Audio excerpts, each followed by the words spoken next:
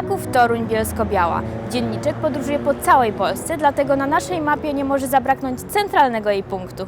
Warszawa to chyba najbardziej zabiegane miasto w naszym kraju, ale jest tutaj jedno miejsce, gdzie czas płynie znacznie wolniej. Bo właśnie do takich zupełnie niezwykłych miejsc przyciągają nas bohaterowie Dzienniczka 2016. I bohaterki, a jedną z nich jest gwiazda nie tylko kina i teatru, ale przede wszystkim miłosierdzia, Ewa Błaszczyk.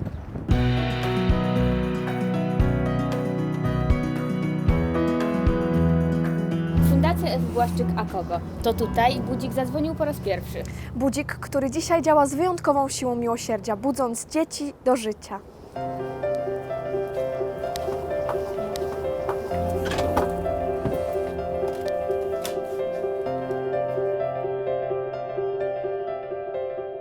Zwykle mamy taki zryw, jak to się mówi, słomiany ogień, tak, żeby coś zrobić nad kreską, więcej.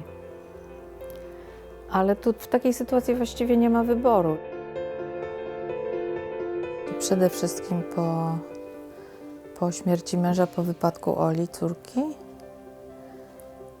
I potem, jak się poruszałam w tym obszarze medycznym, zobaczyłam, że ratuje się ludzkie życie, jest się na ojomie i ktoś jest w śpiączce, ale się nie wybudzi w odpowiednim momencie, to że nie ma takiej struktury, czyli systemowego rozwiązania w państwie, że ten ktoś potem idzie z ojomu na jakiś oddział na krótko, ale generalnie nie ma procedur do takiej jednostki chorobowej. Drugi aspekt był taki, że Ola była konsultowana przez profesora Franza Gerstenbrandta. I on się bardzo zdziwił, że właśnie w Polsce nie ma takiego miejsca. No i wtedy tak powiedział, że skoro nie ma takiego miejsca, to je należy stworzyć. I potem trzecim elementem, pamiętam, był taki koncert dla Oli, kiedy zbieraliśmy właśnie na rehabilitację neurologiczną. Tak stanęłam na scenie i zobaczyłam taką energię nieprawdopodobną i tyle właśnie takich impulsów od ludzi. I się wyrwało na scenie ze mnie takie zdanie: my to z Olą jakoś zwrócimy, jeszcze nie wiem jak, ale na pewno zwrócimy. I zeszłam z tej sceny, jakby te trzy aspekty się zbiegły, no i wtedy zaczęłam właśnie z księdzem Wojtkiem Drozdowiczem rozmawiać, czy by ze mną takiej fundacji nie założył. No to powiedział, że oczywiście, że tak.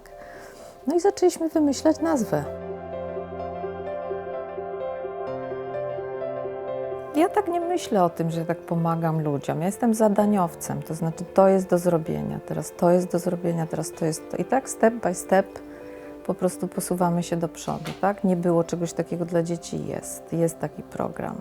Jest Dzień Pacjenta w śpiączce, też go nie było.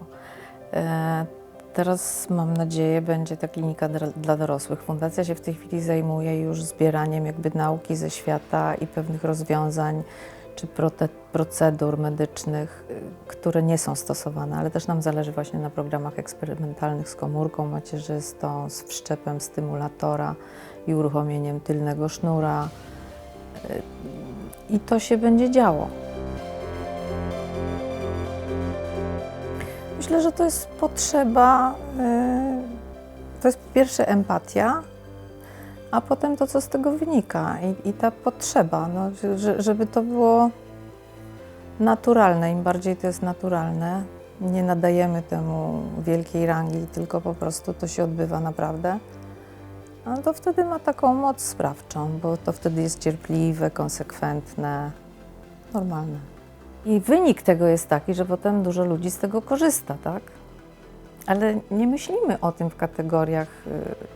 Znaczy wiemy, że to jest potrzebne, że to będzie służyć ludziom, tak? I to ludziom w bardzo trudnej sytuacji, no więc to na pewno warto robić. Ola jest spirytusem tego wszystkiego. Nie wiem, czy bym miała na tyle konsekwencji i sił, żeby to przez tyle lat kontynuować, prawda? To jest wspaniałe i to, co mnie też zadziwia, że ciągle to środowisko i te pokrewne, nie wiem, dziennikarze, że ciągle nie odpadają od tego, tak? Że, no bo łatwiej, jak coś jest takie jednorazowe, wybucha ogień, płomień, ogarniają nas emocje, ale trudniej tak codziennie chodzić do roboty na 8.